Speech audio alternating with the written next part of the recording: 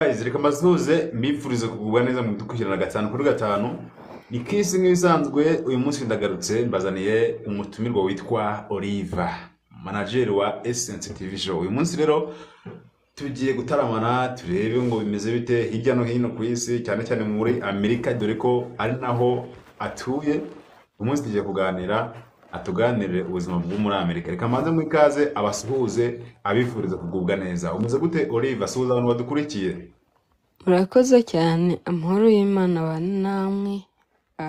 Namwe muhorane. Tubanje kubasuhuza mwese aho muri hose, tubifurije amahoro y'Imana, mugubwe neza cyane. Murakoze cyane. Mumeze mute se? Mumerewe mute aho ngaho? Ubukonje bumeze bute? Bwaragabanyutse cyangwa bimeze bite? Oya, ubu turacyari mu bukonje. Hari ahantu haba hari ubushyuhe, ahandi ariko ndi buno turakonje cyane. Ni ukuvuga ngo aho uri haracyakonje. Ese wenda ntabwo ndagera kure cyane ngo mbe nakubaza, aho ngaho ubukonje nta bantu bujya bugiraho ingaruka mu gihe bwaje cyangwa? Oya, nta bantu bugiraho ingaruka kubera ko uva mu nzu, kandi mu nzu haba harimo ubushyuhe, ugahita ujya mu modoka, imodoka nayo ukayishyuhisha, ukajya nko mu kazi, wagera mu kazi ugahita ujya ahantu gukora, aho hantu haba hari ubushyuhe. Ntago ubukonje tububamo cyane, buba buhari ariko tugenda mu modoka, dukora ahantu hashyushye, tuba turi ahantu hashyushye, nta kibazo cy'ubukonje. Hanyuma guys, mwebwe mudukurikiranye mutapinge screen kugira ngo dukomeze kuzamuka mu kiganiro tumeze neza rwose, mudufashe. Turi kumwe na Oliver hano muri studio, twamutumiye tugiye kuganirira hamwe turebe ngo ese bimeze gute, byifashe gute muri Amerika aho aherereye. Harya uherereye mu yihe state? And muri Utah. Uri muri Utah? Salt Lake, yeah. Okay, Salt Lake.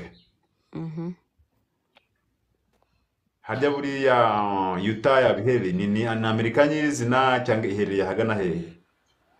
Oya, ni muri Amerika bisanzwe, ariko ni agace kitwa Utah, nk'ukuntu twavuga ngo mu Rwanda tugahita tuvuga ati nko mu Ruhengeri. So aha ni muri Amerika ariko ni agace kitwa Utah. Mu kitwa Utah. Tugaye ikaze mu kiganiro rero, tugiye kumarana umwanya utari munini cyane. Turi kumwe n'abunganizi bagera muri babiri, harimo Cyuzuzo, harimo n'uyu witwa Freddy, ndabona afiteho amaflag. Buriya nawe turaza kuganira by'umwihariko, atubwira ubuzima ko bihagaze, cyane ko turi kumwe n'abari mu Rwanda hano kuri live. Rero uyu munsi rero tukaba tugiye kurebera hamwe ubuzima bwo muri Amerika, uko abanyafrika babutekereza. Ese babutekereza neza? Ibyo batekereza ni ukuri? Ese ntago ari ukuri? Bimeze bite? Ngewe ku ruhande rwanjye ikibazo nibaza, nzi ko abanyamerika bagira amafaranga. Icyo kintu sinzi nimba twabanza kukivugaho kugira ngo tubone gukomeza ikiganiro. Murakoze cyane ku kibazo cyiza mumbajije. Natwe mbere tutaraza hano muri Amerika twumvaga ko tuzagera muri Amerika haba hari amafaranga menshi, tuzatugendaho mu giti tugahanura, nk'ukuntu twahanuraga avoka muri Afurika, twumva ko hari ibiti bibamo amafaranga, tuzatugenda tugahanura, tukumva amazu yaho.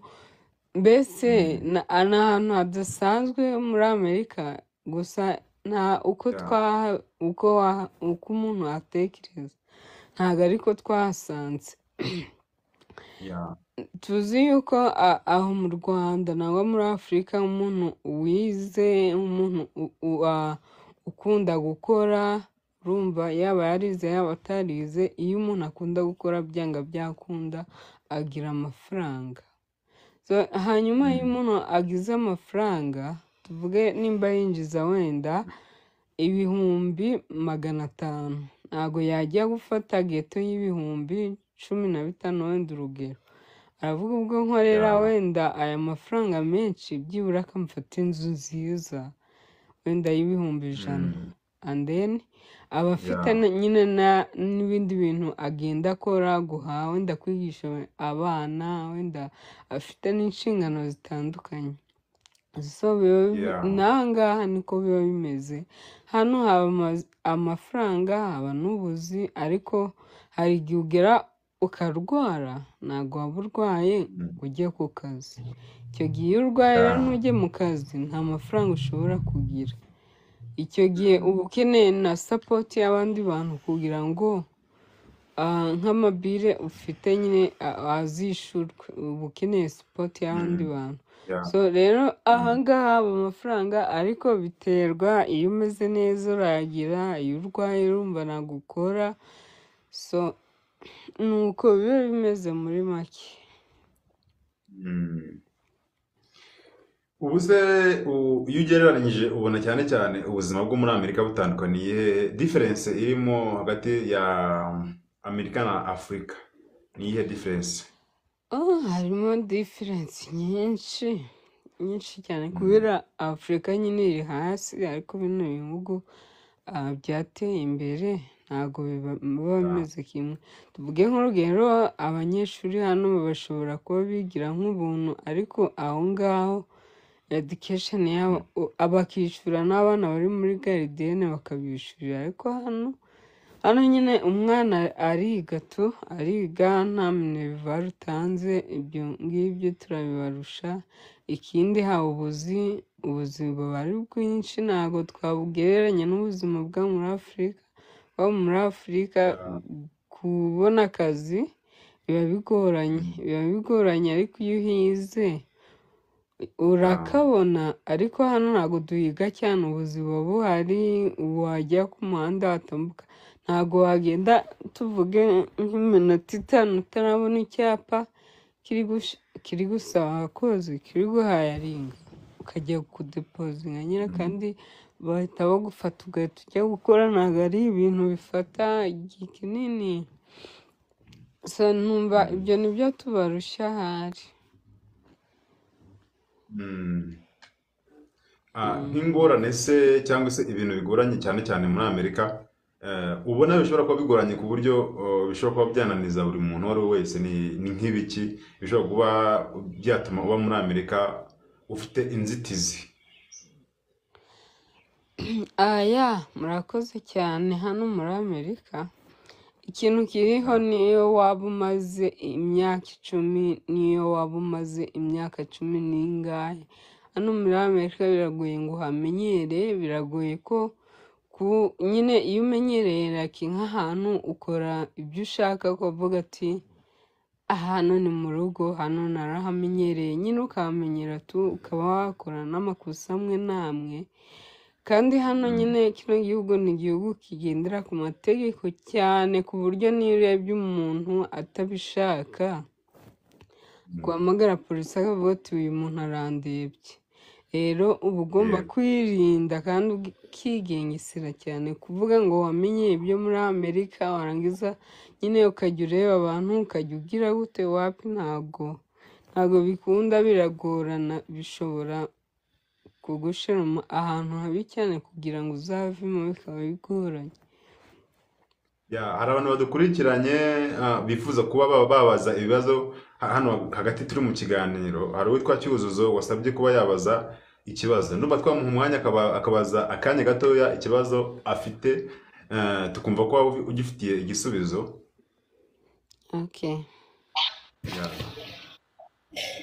Murakoze cyane.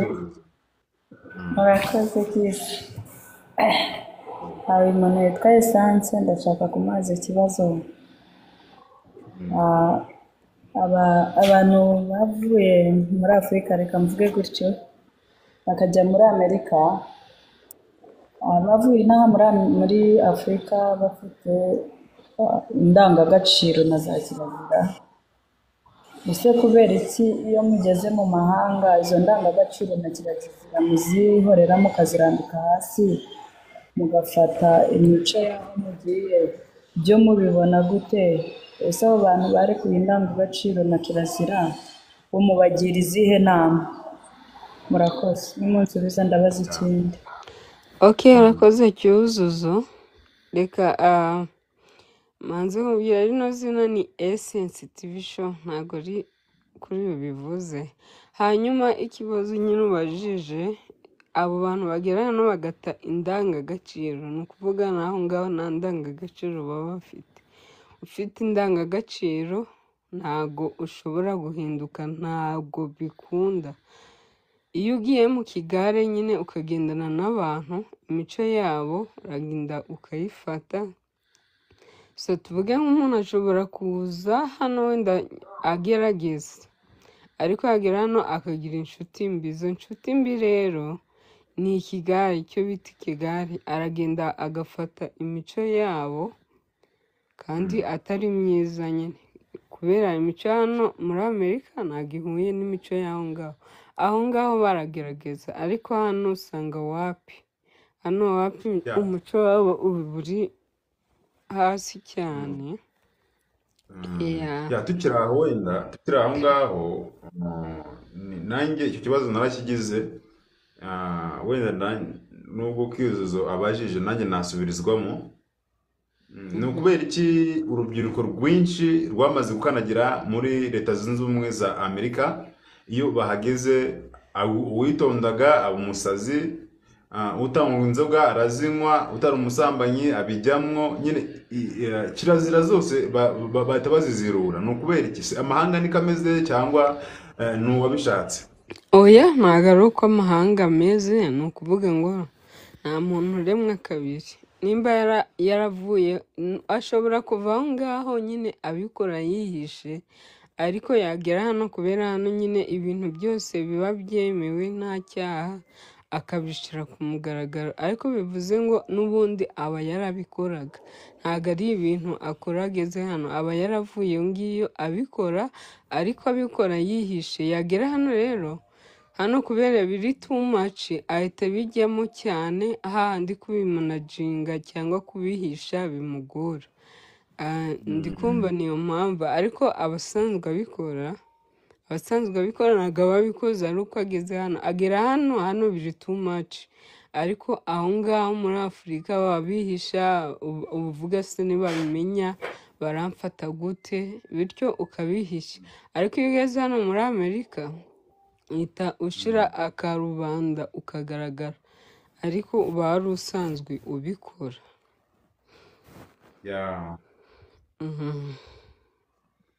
Cyuzuzo, sinzi nimba wabaza ikindi kibazo, nimba wasobanukiwe cyangwa wakomeza gutsimbara ku kibazo cyawe ukongera ukagisobanukirwa neza nk'uko ubyifuza. hanze gatoya ndi kwakira umuntu, uko ibibazo bye ndabifite byinshi cyane. Reka buri uko umuganiriza ndaje mubaze mu kanya, ndi mu kazi. Hanyuma Essence, Yes. nkanjye ikindi kibazo ngendeye cyane ku byo Cyuzuzo arimo